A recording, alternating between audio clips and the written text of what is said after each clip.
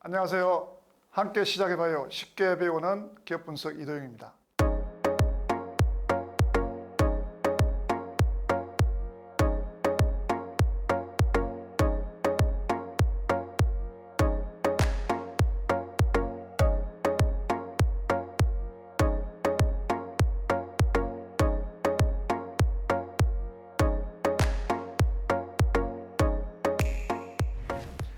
영업활동의 현금 유출을 보시면은, 자, 원재료를 사기 위해서 돈을 지불해야 되겠죠.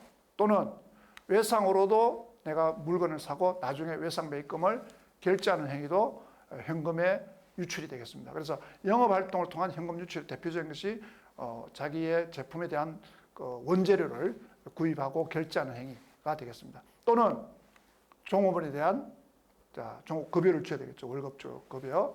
또 용역비 뭐 이런 것도 있죠. 또는 법인세를 낸다든지, 물론 토지나 양도소득에 대한 법인세는 제외됩니다. 이자 비용 이런 것들이 영업활동에 대한 현금의 유출이라고 볼 수 있습니다.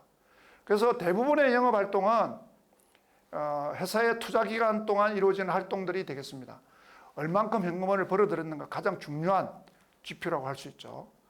그래서 기업들이 건전하게 성장하고 있는 기업은 이런 매출액도 중요하지만, 자, 물건을 얼마나 팔았느냐 하는 것도 굉장히 중요하겠지만은 더 중요한 것은, 자, 물건을 팔고 얼만큼 내가 실제 현금이 회사로 유입이 됐느냐, 이게 중요하겠죠. 그래서 최근에 우리가 IMF 외환위기 이후에는 보시면은 기업의 가장 중요한 지표로 보는 것들이 현금 흐름이라고 할 수 있습니다. 과거에는 물건을 많이 파는 게 굉장히 중요했거든요. 하지만 물건을 아무리 많이 팔더라도 기업으로 내한테 돈이 들어오지 않다면 무슨 소용이 있겠습니까? 그죠? 그래서 영업활동 흐름이 중요한 지표가 되겠습니다. 분석의 지표가 되는 것이죠. 그래서 최근에는 기업에 현금이 없으면은 모든 투자활동, 재무활동을 할 수가 없겠죠. 본연의 영업으로부터 벌어들인 돈의 크기가 중요하다는 것입니다. 자, 투자활동은 현금을 빌려주거나 또는 빌려준 돈을 회수하는 활동이라고 볼 수 있습니다. 그래서 어떤 투자를 하거나, 자, 부동산 투자도 할 수도 있고 주식 투자도 할 수도 있고, 그죠? 이런 유형자산이나 투자자산을 취득하거나 처분하는 활동에 소용되는, 자, 영업활동과 관련이 없이 이런 자산이 증가하거나 감소하게 되게 되면은 돈이 나가고 들어오게 됩니다. 그래서 이런 것들을 우리가 투자활동이라고 합니다. 자, 남한테 빌려준 돈을 빌려줄 때도 돈이 나가겠죠. 대금입니다. 대금. 자, 그 돈을 다시 회수할 때도 돈이 들어오겠죠. 대금 회수. 자, 단기 투자 자산. 우리가 매매 목적으로 주식에 투자한다든지 또는 건물을 산다든지 또는 무형자산을 처분한다든지 뭐 이런 것들이 되겠습니다. 이런 것들이 대부분 투자활동에 대한 현금 유입 유출이 일어나는 것이고요. 자, 이런 것들이 우리가 자산의 취득과 또는 처분과 관련된 행동들이라고 볼 수 있죠. 기업의 활동이라고 볼 수 있죠. 그죠? 그래서 이런 투자활동 현금 흐름은 굉장히 중요하죠. 기업이 성장하기 위해서는 투자를 해야 됩니다. 그죠? 그래서, 투자를 얼마나 했느냐, 이런 것들을 우리 분석할 때 이런 투자활동 현금 흐름을 보게 됩니다. 근데 이게 중요한 것은 투자를 하더라도, 자, 내가 회사에 어떤 제품을 생산하기 위해서 기계 설비라든지 이런 본연의 자사의 설비 투자를 위한 것인지, 그렇지 않으면은 타 기업을 인수한 자금인지 이런 것들을 판단합니다. 우리 투자활동 현금 흐름은 이런 용처, 사용이 어느 곳에 사용되었는지를 분석하는 것이 중요하다고 얘기할 수 있습니다. 그래서 주로 기업의 차변에 있는 자산과 관련된 내용이라고 볼 수 있겠죠. 그 다음에는 이제 재무활동입니다. 재무활동은, 자, 돈을 빌리는 행위 또는 돈을 상환하는, 갚는 행위, 이런 것들이 될 수도 있고요. 또는 출자를 받는 행위, 배당금을 지불한다든지 영업활동과 관련이 없는 부채 또는 자본의 증가, 감소 거래라고 할 수 있습니다. 주로 바란스의 대변에 있는 활동과 관련된 것입니다. 부채와 자본과 관련된 거라고 이야기할 수 있겠죠. 그래서 이런 재무활동으로부터 자금이 들어오는 행위는 자, 은행으로부터 돈을 빌린다든지, 자, 단기 차입금을 빌린다. 장기 차입금을 빌린다든지, 어음을 발행한다든지, 사채를 발행한다든지, 자, 주식을 발행하게 되면은 돈이 들어오겠죠. 이런 재무활동을 통한 자금의 유입이 생기게 됩니다. 반대로 재무활동을 통해 현금 유출은 배당금을 지불한다든지 또는 유상감자, 자기 주식을 취득한다든지, 자, 차입금을 갖게 되면은 현금이 나가겠죠. 그죠? 이런 자산을 취득하거나 이런 부채를 상환하는 행위가 현금의 유출, 재무활동으로 인한 현금의 유출이라고 볼 수 있습니다. 그래서 이 재무활동 현금으로서 볼 수 있는 것들은 내가 가지고 있는 빚을 얼마나 상환했는지, 자, 투자활동에 사용하고 남은 돈을 가지고 빚을 상환하면 좋겠죠. 채무를 상환하면 좋겠죠. 그래서 이런 것들을 우리가 이런 재무활동 현금흐름을 통해서 분석할 수가 있게 됩니다. 그림에 보시면은 우리가 각각 재무상태표와 손익계산서 간에 현금 흐름이 어떤 관계로 연결되어 있는가를 보여주고 있습니다. 자, 매출액이나 매출원가, 자, 영업이익까지는 자기의 유동자산이나 비유동자산을 활용해서 영업을 하는 행위죠. 그래서 이런 손익계산서와 재무상태표 간의 현금 흐름이 어디에 어떻게 연결되어 있는가, 과목별로 어떻게 연결되어 있는가를 우리가 알 수가 있게 됩니다. 재무나 투자활동은 영업의 수익, 영업의 비용 또는 경상이익을 제외한 그런 자산이나 부채와 관련된 현금 흐름과 관련이 되어 있다고 이야기할 수 있습니다. 이런 관계들을 우리가 잘 분석해 보면은 실제 돈이 어떤 흐름을 통해서 있는가를 알 수 있게 됩니다. 그래서 여러분들이 이런 그 재무상태표나 이런 손익계산서의 각 활동별로 현금 흐름의 관계가 구체적으로 어떻게 되는가는 우리가 계속해서 살펴보도록 하겠습니다. 자, 근데 이런 현금 흐름표는 굉장히 중요합니다. 우리가 필수 재무제표로 보는 손익계산서, 재무상태표, 현금흐름표, 자본변동표, 이런 주석, 이런 재무제표가 있지만은 그 중에서도 현금흐름표는 굉장히 신뢰성을 가지게 됩니다. 우리가 사람의 그 체격으로 본다 그러면은, 사람으로 비교한다 그러면은, 자, 우리가 재무상태표는 이런 체격이라고 얘기할 수 있어요. 어떤 사람의 체격이 굉장히 좋다. 이게 재무상태표라고 얘기할 수 있고, 그죠? 그 다음에 손익계산서는 체력이라고 얘기할 수 있어요. 체력. 현금흐름표는 혈액이라고 얘기할 수 있어요. 피가 돌아가는 거죠. 우리가 아무리 체격이 좋고 체력이 좋아도 피가 안 돌면은 사망하겠죠. 그래서 우리가 현금흐름표는 굉장히 중요한 것입니다. 현금흐름표는 어떻게 보면은 이런 혈액의, 사람의 몸에 비교하면은 혈액의 순환과 비교할 수 있는 것입니다. 특히 우리가 손익계산서나 재무상태표는 그 재무제표를 작성하는 경영자에 의해서 분식이 일어날 수가 있습니다. 하지만 현금흐름표는 분식을 하기가 어렵습니다. 왜? 현금이라는 잔액이 항상 있기 때문입니다. 그래서 우리가 손익의 어떤 이익을 조금 늘리거나 재무상태표의 자산이나 자기 자본이 분식이라는 게 내가 가공의 숫자를 늘리거나 줄일 수는 있지만은 현금흐름표는 그렇게 할 수 없다는 거죠. 그래서 비교적 현금흐름표는 신뢰성이 굉장히 높다고 할 수 있습니다. 그래서 우리가 기업을 재무제표를 분석할 때 이런 현금흐름표를 잘 분석하게 되면은 분식의 문제들을 일부 찾아낼 수도 있는 근거가 되기도 합니다.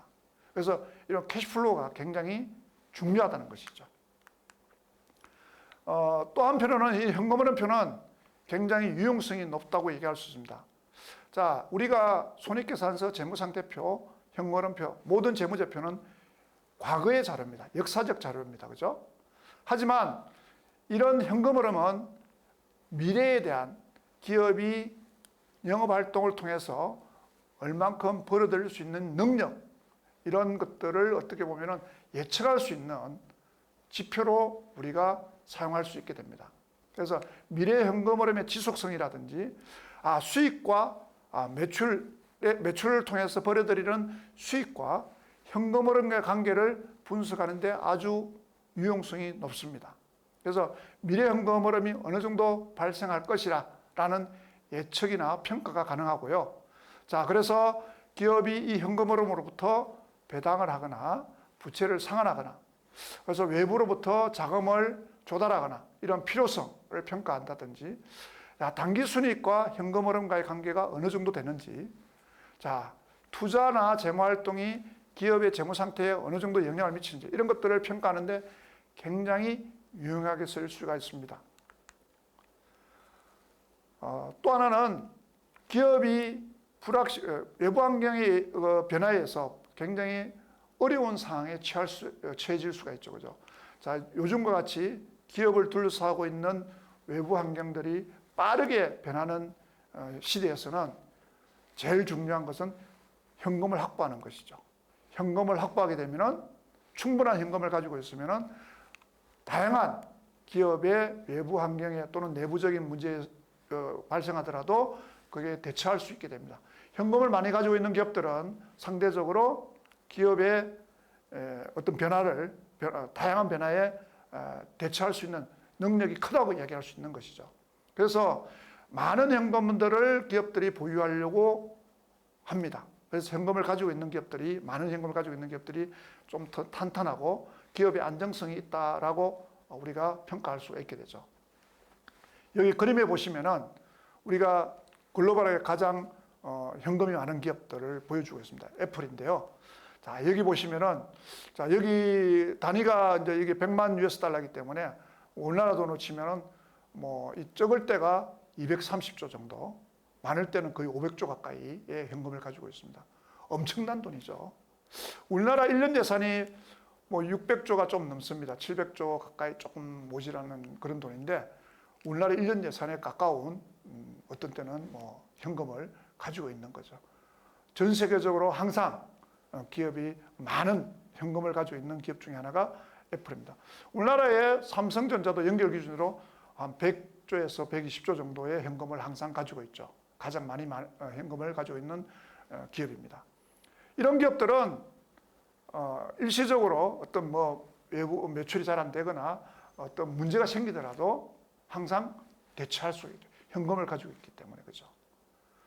애플 같은 경우는 매출이 5년 동안 제로가 되더라도 하나도 일어나지 않더라도 5년 동안 먹고 사는데 아무런 지장이 없을 정도의 현금이라고 합니다. 그 정도로 이런 현금의 보유는 굉장히 중요해요. 그래서 우리가 현금을 얼마나 벌어들일 수 있느냐, 얼마나 많은 현금을 가지고 있느냐는 기업의 안정성을 판단하는 데 굉장히 중요한 지표라고 할 수 있습니다. 이런 지표들을, 현금에 관한 지표들을 보여주는 게 현금 흐름표라고 이야기할 수 있는 것이죠.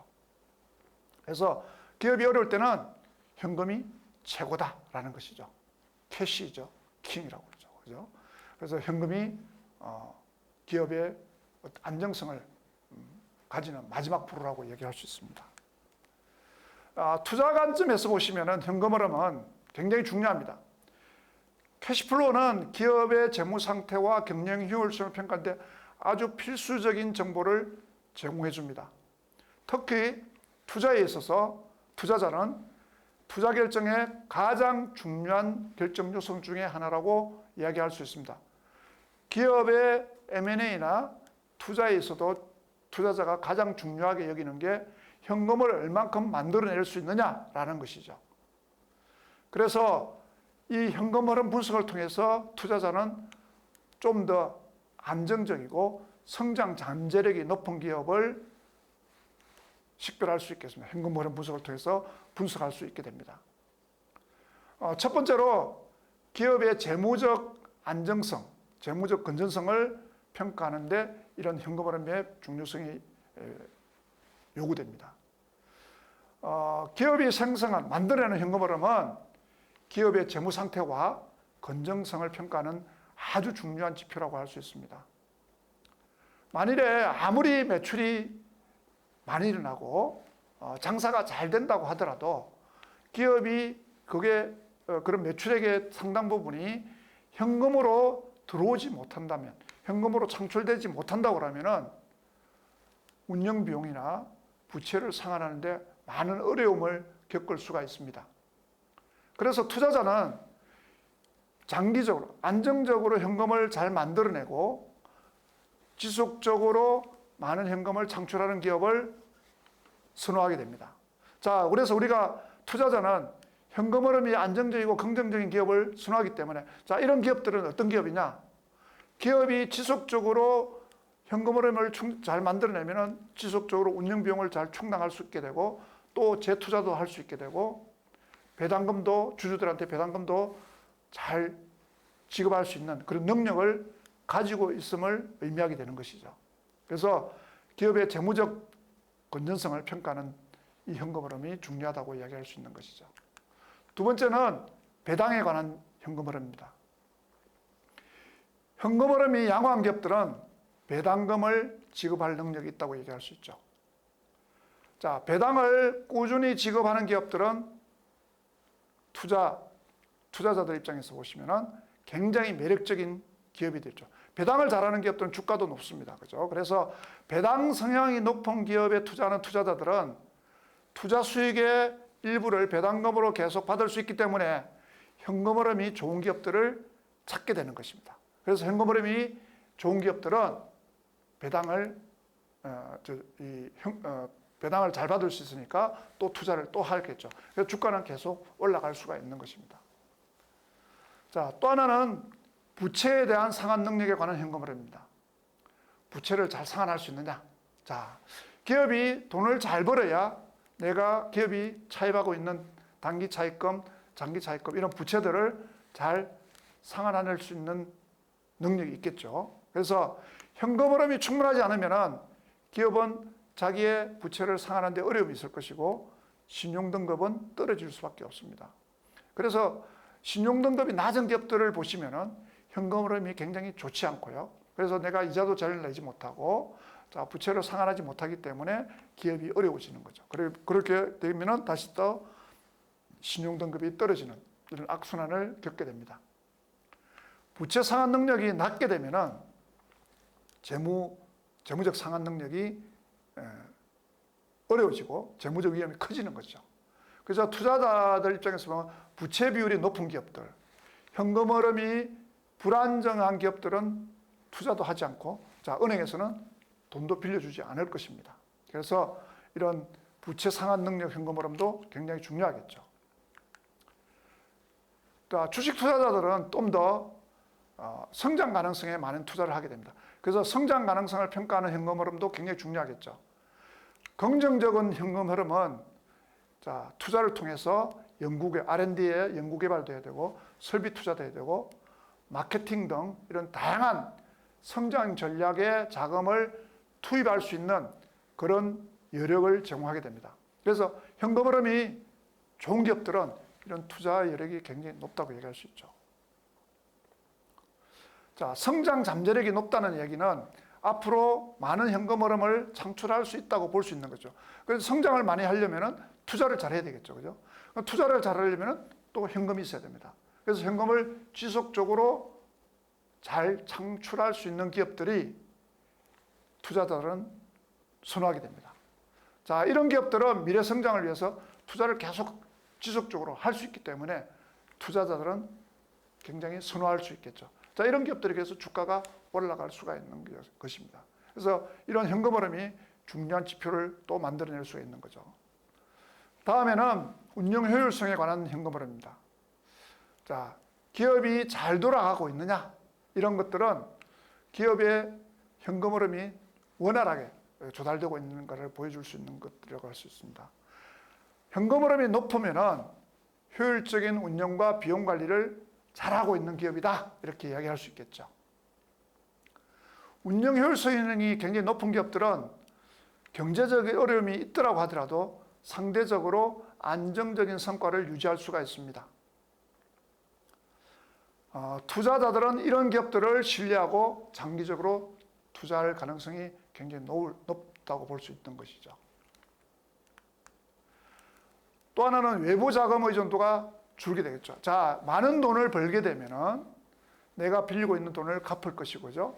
그러면은 상대적으로 부채가 줄게 되어서 이자 비용이 감소하게 되고 내가 수익성이 또 높아지고 또다시 현금 흐름이 증가하게 되고 재무적 안정성은 더욱더 좋아지게 됩니다.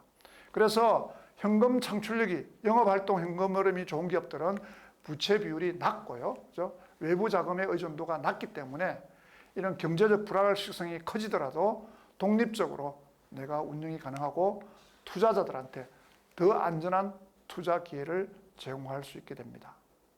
자, 근데 우리는 여러 가지 현금 흐름을 보게 되지만은 이 현금 흐름이 영업 실적과는 어떤 관계가 있느냐라는 거죠. 물론 일반적으로 영업 실적이 좋은 기업들은 현금 흐름이 좋습니다. 대부분. 그런데 그렇지 않는 경우도 상당수 있다고 봐집니다. 자, 매출이 감소하는데도 영업 현금 흐름은 증가할 수가 있습니다. 여기 우리가 기사가 나온 게 하나 있는데요. 이걸 보시면은 코로나 기간 동안에 오히려 현금 흐름이 늘었다는 기사가 나와 있습니다. 자, 우리가 잘 알다시피 코로나 기간 동안에는 영업이 잘 안 됐습니다. 대부분의 기업들이, 그죠? 매출이 줄었어요. 자, 물건을 덜 팔았는데, 상품을 덜 팔았는데, 매출은 감소했는데, 그래서 어떻게 현금은 더 많이 유입됐을까요? 이 내용을 보시면은 매출과 영업이익은 줄었는데 오히려 과거에 팔았던 매출채권을 회수하면서 현금 흐름이 좋아졌다는 기사가 나와 있습니다. 그래서 우리가 현금 흐름은 잘 봐야 됩니다. 그 퀄리티를, 질을 잘 따져봐야 제대로 된 분석이 가능합니다. 매출채권, 이 내용을 보시면 이 내용은 그런 거죠. 과거에 매출해 가지고 받지 못했던 현금을 코로나 기간 동안에 물건은 덜 팔았지만은 지금 깔려 있는 외상 매출금 빨리 회수하자. 회수를 많이 했다는 얘기죠. 물론 과거의 매출은 좋았겠죠. 하지만 그래서 우리가 매출과 현금 흐름은 다를 수가 있다는 것입니다. 그래서 중요한 것은 영업과 관련된 현금 흐름입니다. 채권자 입장에서 보시면은 채권자들은 제일 중요한 게 본년의 영업에서 벌어들인 현금의 흐름이 얼마나 많으냐, 지속적으로 계속 그걸 발생시킬 수 있느냐라는 게 중요한 분석의 포인트가 됩니다. 돈을 빌려주는 포인트가 됩니다. 우리가 기업을 인수하거나 매각할 때도 기업 가치를 좋게 받으려고 하면은 중요한 게 뭐냐면은 현금 흐름이 지속적으로 발생하느냐, 크기가 많은, 현금 흐름이 많은 현금 흐름을 지속적으로 발생할 수 있느냐라는 포인트가 굉장히 중요한, 기업 가치를 올리는 방법이 되거든요. 자, 그래서 영업 현금이 중요한 포인트가 되는 것이고요. 투자자 입장에서 보더라도 투자한 기업으로부터 현금 배당을 받기 위해서는 일단 기업이 돈이 많아야 되겠죠. 그죠? 자, 돈을 빌려준 금융기관, 금융회사들은 이자라든지 원금을 제때 회수하기 위해서는 기업이 현금 흐름표를 보고 나서 현금 흐름표를 토대로 현금 유동성을 반드시 체크해야 될 것입니다. 자, 현금 유동성이 좋지 기업들은 돈을 빌려주더라도 제때 이자나 원금을 상환할 수 없는 것이죠. 그래서 자, 현금 흐름도, 이런 현금 흐름도 아까 우리 앞에 표와 그림에서 본 것 같이 어떤 총액도 크기도 중요하지만, 자, 어떤 요인으로 그 현금 흐름이 늘어나고 줄었는지를 따져봐야 될 것입니다. 기업의 현금 흐름은 다양한 방법에 의해서 돈이 유입되고 유출될 수가 있습니다. 우리가 남으로부터 빌릴 수도 있고요. 또는 투자를 받을 수도 있습니다. 또는 영업을 통해서 들어올 수도 있겠죠. 영업활동의 현금 흐름이 안 좋은데 재무나 돈을 빌려서 최종적인 현금 흐름이 좋게 보일 수도 있는 문제가 있거든요. 우리 밑에 예를 하나 드러났습니다. 어떤 회사가 영업 현금 흐름이 불과 1억이다. 그래서 이런 기업들이 은행에서 10억을 차입했다고 가정합시다. 그래서 또 가지고 있던 주식을 유가증권을 매각을 통해서 5억을 조달했다고 하면은 이 회사는 자 16억이라는 현금이 회사에 유입이 됐겠죠, 그죠? 자, 그래서 큰 돈이 유입이 됐습니다. 자, 이런 경우에는 자 실제 그 해년도에는 안정적인 현금 유동성이 있다고 이야기할 수는 있을 것입니다만은 자, 그 다음부터는 이제 그 다음 기회는 어떤 문제가 될까요? 자, 10억을 내가 차입을 했기 때문에 이자 비용이 발생하겠죠, 그죠? 현금 유출 요인이 새로 발생하는 것이죠, 그죠? 그래서 이런 것들을 연계시켜서 우리가 분석을 할 필요가 있겠습니다. 우리가 하나하나의 내용들이 어떤 문제를, 현금 흐름에 어떤 문제를 일으키는가를 연계시켜서 분석하는 방법들이 요구됩니다. 그래서 단기에는 현금 흐름이 좋았지만 차기에는, 다음 기에는 현금 흐름이 이런 좋은 내용들이 오히려 마이너스가 되는 문제가 생길 수도 있거든요. 자,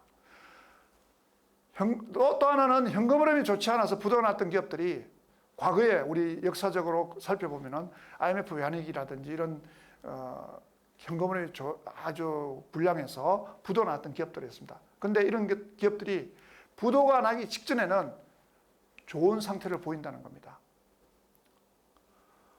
왜 그러냐면은 내가 돈이 없어. 그러면은 기업에 돈이 없어서 어떤 문제가 발생할 수 있습니다. 그렇게 되면 어떨까요? 돈을 빌리겠죠.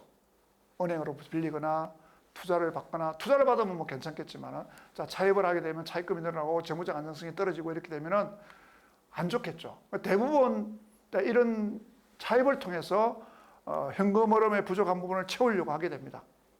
그래서 또 어떤 기업들은 내가 투자를 해야 되는데, 자, 차입을 통해서 투자를 하는 경우도 생길 것입니다. 그래서 현금 흐름이, 영업에 따라서 현금 흐름이 들어오지 않는 기업들은 미래에 재무, 즉 차입을 통해서 자금을 조달하게 되면 미래에 큰 재무적 문제를, 부도라든지 현금의 유동성의 문제라든지 이자를 지급할 수 없는 이런 여러 가지 문제들을 야기시킬 수 있다는 것입니다.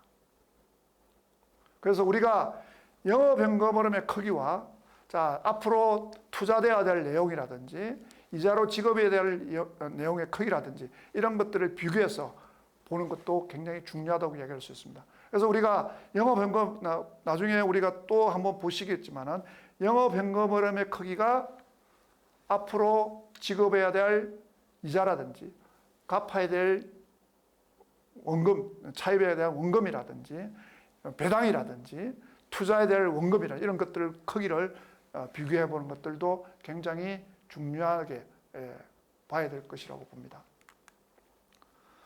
그래서 이 손익계산서에 나오는 영업이익보다는 어떻게 보면은 현금 흐름표에 나오는 영업활동 현금 흐름의 정보가 중요성이 더욱더 강조됩니다.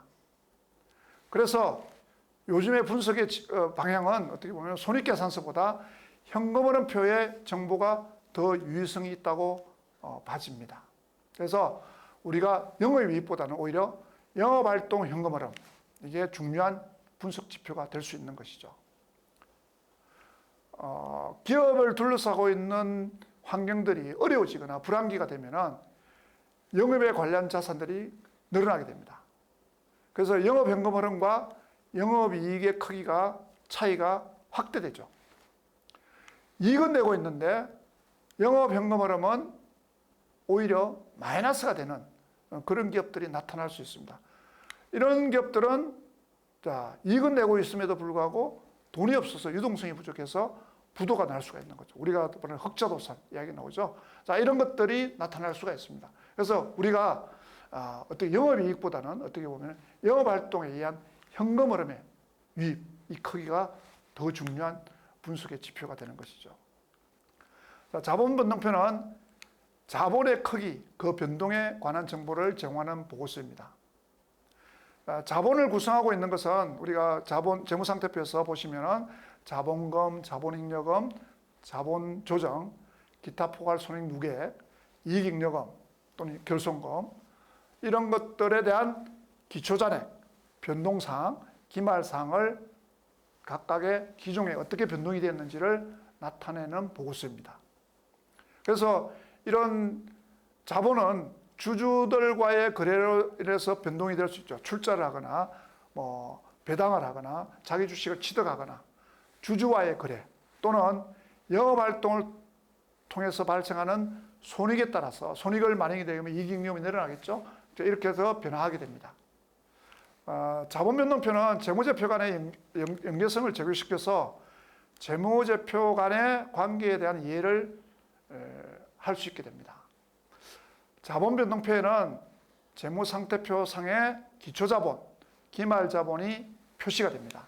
그래서 기초자본에는 얼마였는데 기중에 어떤 변화가 있어서 기말에 어떻게 나타난다라고 이렇게 손익계산서와 현금흐름표 나타나는 정보와 연계시켜서 변화된 내용들을 표시해 주게 됩니다. 또 하나는 손익계산서를 거치지 않고 재무상태표에 직접적으로 플러스 마이너스 되는 매도 가능 정권 평가 손익과 같은 미실현 이익에 대한 정보를 제공해 줘야 됩니다. 그래서 포괄적인 손익계산서에 나타나지 않는 포괄적인 경영 성과에 대한 정보를 제공해 줘야 됩니다. 그래서 자본변동표를 보시면 이런 형태로 나타나게 됩니다. 자본금, 자본잉여금, 자본조정, 기타 포괄 손익누계, 이익잉여금. 그래서 총 자본에 대한 내용들의 기초부터 시작해서 기중에 어떤 변화를 일으켜서 기말에 이렇게 되었습니다라고 각각의 변동사항들을 보여주고 있는 것이죠. 자, 이 표에 보시면은 자본금은 변동이 없지만은 자, 자본조정, 자기 주식을 취득한 내용이 나오죠. 자본조정이 나오고 기타 포괄 손익의 지분법과 관련된 손익이 나오고요. 그죠? 그다음에 이익잉여금은 어떤 배당금을 통해서 얼마가 나가고 당기순이익이 얼마 됐고 그래서 이익잉여금의 기중에 증감 내용을 나타내서 마지막에 자본변동표의 가장 하단에 기말 자본에 대한 자기 자본에 대한 내용들이 합계액이 나오게 됩니다. 이런 구조를 보여주는 것이죠. 이 자본금의 변동은 자, 우리가 앞에 표에 보시면은 자본금, 자본잉여금, 자본조정, 기타 포괄 손익액, 이익잉여금 이런 항목들이 있는데 제일 먼저 우리가 자본금의 내용을 한번 보시면은 우리가 나중에 그 재무상태표에서 자본에 대해서 다시 한번 제가 한번 설명을 드리도록 하겠습니다만은 먼저 보시면 자본금이라는 것은 회사가 최초 설립할 때 주식을 발행하게 됩니다. 그래서 주식을 발행하게 되면은 자, 매출을 발행하고 액면가가 정해지겠죠. 그 액면가와 주식수에 관한 내용의 현금이 들어올 겁니다. 그 금액이 자본금이라고 할 수 있죠. 그래서 자본금은 딱 정해져 있습니다. 주식의 액면가 곱하기 발행 주식수죠. 주식의 액면가와 발행 주식수를 곱해가지고 나온 금이 자본금이라고 얘기할 수 있죠. 그래서 이 자본금의 변동은 유상증자나 유상감자 또는 무상증자나 무상감자 주식 배당에서 발생합니다. 그래서 여기는 자본금에는 보통주 자본금, 우선주 자본금이 표시가 됩니다. 그래서 우리가 자본변동표에 보시면은 자본금은 정자를 하거나 감자를 하거나 또는 주식 배당을 하거나 이런 경우에 변동이 생기게 되는 것이죠. 그 다음에 자본잉여금의 변동입니다. 자본잉여금은 유상증자나 감자를 통해서 또는 결손금체를 통해서 발생하는데 액면가와 주식 발행수에 해당 금액을 초과하는 금액이죠. 또는 미달하는 금액 이런 것들이 자본잉여금의 변동을 가져오게 됩니다. 예를 들면은 대표적인 것이 주식 발행 초과금이죠. 자, 액면가 500원짜리 주식을 700원에 발행했다라고 하면은 자, 500원은 자본금에 들어갔지만 200원만큼은 자, 액면가를 초과하는 금액은 자본잉여금이 되겠죠. 그죠? 그래서 이런 것들이 우리가 대표적인 자본잉여금이라고 할 수 있습니다.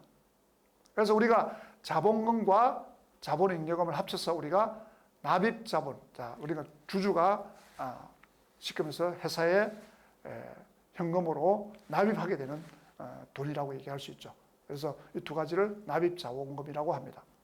자본조정은 이러한 그 자본의 구성 항목 중에서 어느 곳에도 플러스하거나 마이너스 할지를 모르는 경우에 회계상 자본총계에서 가감하는 형식으로 기재하는 항목입니다. 임시계정이라고 할 수 있고요. 우리가 주식 할인 차금, 발행 할인 차금, 자기 주식, 우리가 뭐 스톡 옵션을 해서 라고 이야기하는 주식 매수 선택권, 감자차손, 자기 주식 처분 손실 이런 것들이 해당이 됩니다. 그래서 이 자본 조정의 변동은 자기 주식은 구분해서 표시하고요. 기타 자본 조정은 통합해서 자본 변동표에 표시하게 됩니다. 기타 포괄 손익의 변동은 우리가 대표적인 게 매도 가능 증권 평가 손익, 그 다음에 해외 산업 환산 손익, 그리고 현금 흐름 위험 회피 파생 상품 평가 손익으로 구분하여 표시합니다. 기타 항목은 뭐 아주 중요하다면 또 구분하기로 하고, 그렇지 않는 경우에는 합쳐서 표시합니다. 이익여금은 회계 정책의 변경으로 인해서 누적 효과, 중대한 정기 오류의 수직 손익, 연차 배당, 중간 배당, 기타 원인으로 발생한 이익잉여의 변동에서 이렇게 6가지로 구분해서 표시합니다. 자, 이익잉여금은 기업이 영업활동을 통해서 수익과 비용이 발생하게 되는데 그 수익과 비용의 차이가 우리가 순이익이 될 것이고요. 만일에 이제 마이너스가 되면은 결손금이 되겠죠. 그죠? 그래서 플러스가 되면은 이익잉여금을 증가시키게 됩니다. 그래서 배당금을 지불하게 되면은 이익잉여금은 또 감소하겠죠. 배당금은 이익잉여의 범위 내에서 배당을 하게 됩니다. 자, 우리가 그다음에 이제 우리가 재무제표의 마지막에 있는 주석에 대해서 한번 보도록 하겠습니다. 자, 우리가 주석, 풋노트라고 하죠. 좀 더 상세, 본문에 대해서 상세 설명해 주는 거라고 볼 수 있습니다. 기업의 재무에 관한 내용을 우리가 재무상태표, 손익계산서, 그리고 자본변동표, 현금흐름표 이런 표만 가지고 모든 내용을 알 수는 없겠죠. 예를 들어서 어떤 기업들이 종업은 우리는 기술력이 있는 회사야. 그래서 기술력이 굉장히 많아. 라는 IT 기업들 같은 경우에는 기술력이 굉장히 중요하겠죠. 자, 그런 것들을 재무제표에 표시할 수 있나요? 없습니다. 그래서 주석에다가 표시할 수는 있겠죠. 우리는 기술력이 박사급이 몇 명이고 석사급이 몇 명이다 라고 이렇게 표시할 수는 있겠죠. 주석에 표시할 수 있습니다. 그래서 재무제표 본면에 표시되는 항목이나 설명이나 금액의 세부 내역도 표시하게 되지만은 우발사항이라든지 재무제표에 나타나지 않는 약정사항, 재무제표에 인식되지 않는 그런 항목들에 대해서 추가적으로 보여주는 정보라고 할 수 있습니다. 그래서 우리가 재무제표를 보시면은 감사보고서에 어떤 과목에 번호를 매기게 되는데 주석 번호가 나오죠. 그 주석 번호를 다시 표시하는 방식으로 이루어집니다. 우리가 이런 재무제표에 대한 각각의 재무제표에 대한 우리가 4가지 보고서에 대한 추가적인 설명을 보여주는 그런 재무제표라고 얘기할 수 있죠. 우리가 회계의 정의에 부합하는 정보를 제공하기 위해서는 재무제표가 존재합니다. 이런 재무제표에 나타난 수치라든지 또는 그 수치에 대한 근거 또는 설명자료 이런 것들을 하기 위해서 설명을 하기 위해서 보여주는 자료가 주석입니다. 그렇기 때문에 주석이 존재하는 겁니다. 여기에는 계량정보, 비계량정보가 다 들어가 있고요. 우리가 크게 이 주석은 일반사항, 재무상태표 항목, 손익계산서 항목, 현금흐름표 항목, 개별사항 이렇게 크게 5가지를 구분해서 차례대로 주석에 기재하게 됩니다. 그 내용은 계속해서 보도록 하겠습니다.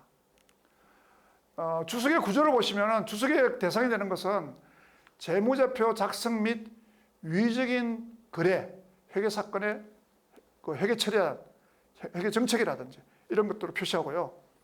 또 일반 기업 회계 기준에서 주식 공시를 요구하는 사항이 있습니다. 이외에도 재무상태표나 손익계산서, 현금흐름표, 자본변동표의 본문에 표시되지 않는 사항으로서 재무제표를 이해하기 위해서 필요한 정보, 추가적인 정보 이런 것들을 주석의 우리가 대상이라고 할 수 있죠. 그래서 주석의 순서를 보시면은 일반 기업 회계 기준에 준구해서 재무제표를 작성했다는 사실을 명기하고요. 재무제표 작성에 적용된 유의적인 회계 정책을 요약해서 표시하게 됩니다. 또 재무제표 본문에 표시된 항목에 대한 예를 들어서 각각의 그 과목에 대한 배열이라든지 순서에 따라서 공시를 합니다. 기타 우발사항이라든지 약정사항, 계량정보 또는 비계량 정보들을 각각 순서대로 표시하게 됩니다. 그 다음에는 회계정책의 공시 내용인 주석에 표시하는 유의적인 회계정책이나 요약에는 어떤 사항들이 포함되어 있느냐 하면 일단은 재무제표를 작성하는 데 사용한 측정의 속성입니다. 이 측정의 속성이라는 것은 회계정책을 적용할 때 경영자는 다양한 판단을 해야 됩니다. 이런 회계정책을 어떤 판단하느냐에 따라 가지고 재무제표가 다르게 표시가 중대한 영향을 줄 수가 있거든요. 예를 들어서 우리가 금융자산을 만기 보유 정권으로 해야 될지 매도 가능 정권으로 표시해야 될지에 따라 가지고 같은 주식을 매입을 했는데 이것을 나는 투자 목적으로 산 건지 안 그러면은 차익을 실현할 목적으로 샀는지에 따라 가지고 재무제표에 표시되는 내용이 달라지게 됩니다. 그래서 그런 내용들을 주석에 기재해야 된다는 것이죠. 그래서 이런 재무제표를 이해하는 데 중요한 정책들을 표시를 해야 된다는 것이고요. 이 측정상의 유의적인 과정이 있습니다. 미래의 어떤 유의적인 과정과 측정상의 불확실성한 기타 정보를 주석에다가 표시해야 됩니다. 그래서 차기의 자산과 부채의 장부 금액에 대한 유의적인 조정을 유발할 수 있는 위험과 관련이 있기 때문에 우리는 이런 영향을 받을 수 있는 자산이나 부채에 대해서 주석으로 기재를 해야 됩니다. 그래서 자산과 부채의 성격이라든지 보호기간 재무상태표가 되겠죠. 보호기간 종료일 현재 재무상태표에 나오는 자산과 부채의 장부금액이라든지 이런 금액들이 차기에 중요하게 조정될 수 있다는 그런 사실들, 이런 가정, 이런 것들을 기재를 해야 된다는 것입니다. 그래서 우리가 기재되는 내용들이 지금 여기 일반사항, 재무상태표 항목, 손익계산서, 그리고 현금흐름표, 개별사항을 이렇게 순서대로 표시하게 됩니다. 제일 먼저 일반사항이 나오죠. 회사의 개형이 납니다. 우리 회사는 몇 년도에 설립이 되었고 어떤 영업을 하였고 어디에 위치해 있고 주요 주주가 누구고 우리는 주요 경영 변화가 이런 것들이 있었다는 회사에 대한 개요가 나오고요. 그 다음에 회계 처리 방침이 나오죠. 자산 부채에 대한 평가 방법이라든지 회계 정책은 회사가 채택하고 있는 회계에 대한 정책이라든지 두 번째 나오고 세 번째는 회계 정책의 내용과 정당성, 오류를 수정했다는 그 근거 이런 것들 그리고 재무제표의 과목을 바꿨다든지 할 경우에 그런 이를 돕기 위한 필요한 내용들. 그 다음에는 재무상태표의 과목들이 나옵니다. 현금성 자산, 매출채권, 재고자산, 유가자산. 재무상태표의 순서대로 자산의 순서대로 유동성 배열법에서 쭉 차례대로 과목들이 나오게 됩니다. 그 과목에 대해서 각각의 설명을 구체적으로 번호를 붙여서 설명을 하겠죠. 리스거래, 장기차익금, 사채, 전환정권, 퇴직급여 충당금, 또 우발사항이나 약정사항 이런 것들을 표시하고요. 그 다음에 자본, 이익잉여 처분계산서, 자기주식, 주식 매수 선택권, 보고기간 후의 사건. 우리가 회계기간 연도 말에 재무상태표를 작성하고 나서 그 이후에 예를 들어서 우리가 보통 12월 말에 재무상태표를 작성하게 되면은 그 보고서가 한 2, 3월 달에 결산 보고서가 나오게 됩니다. 근데 1, 2월 달에 중요한 사건이 발생하게 되면은 우리가 그 보고서가 나오기 직전에 내용들도 보고를 하는 거죠. 이런 것들도 보고 기간 후 사건에 이제 보고를 하게 됩니다. 이런 항목에도 주석에 나오게 되고요. 그 다음에 손익계산서 항목이 있죠. 매출액, 매출원가. 순서대로 우리가 손익계산서 항목별로 각각에 대한 내용들을 세부 내역이나 근거, 이런 산출 내역, 이런 것들을 차례대로 설명하게 됩니다. 그 다음에 현금흐름표에 관한 과목이죠. 현금 유출이 없는 거래, 직접법으로 작성된 내용들, 이런 것들을 자세히 보여주게 됩니다.